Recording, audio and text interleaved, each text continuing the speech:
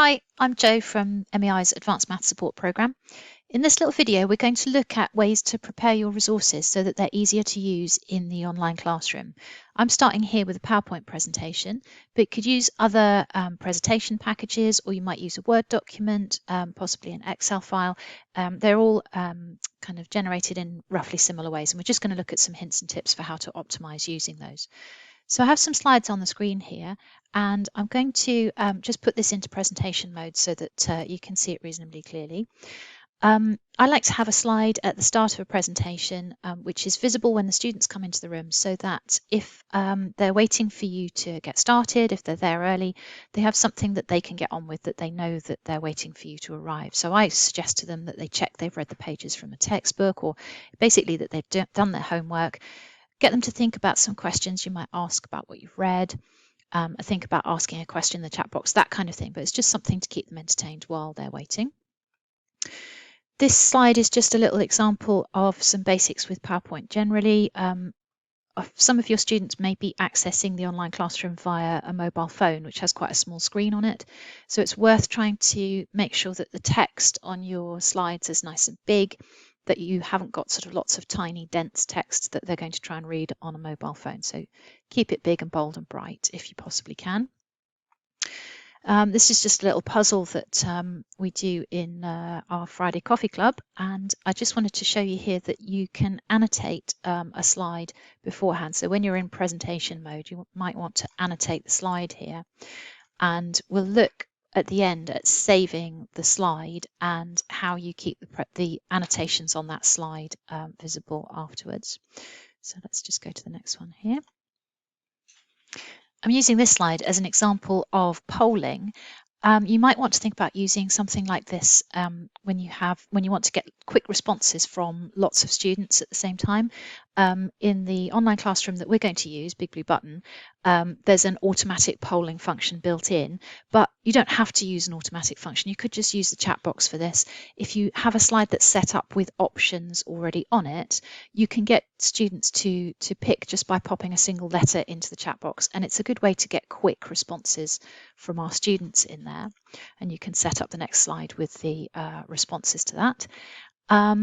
Other things to notice with the presentation that I've got here.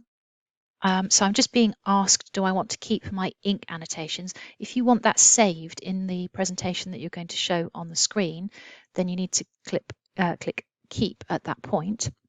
But just coming back into the editing view of the presentation here, I just wanted to point out that none of the slides in this particular presentation have animations in them. When you save your presentation in PDF format, which is the best format for the online classroom, you'll find that any animations that were in there are lost. So just need to make sure that you keep your presentations clean of animations, nice clear text for students to be able to read easily, and activities for them to do that make it easy for them to engage with what you're doing in the online classroom. So when you've got your presentation or your document complete, we then need to save that in PDF format, because that's the most sort of efficient method for uploading documentation to an online classroom usually.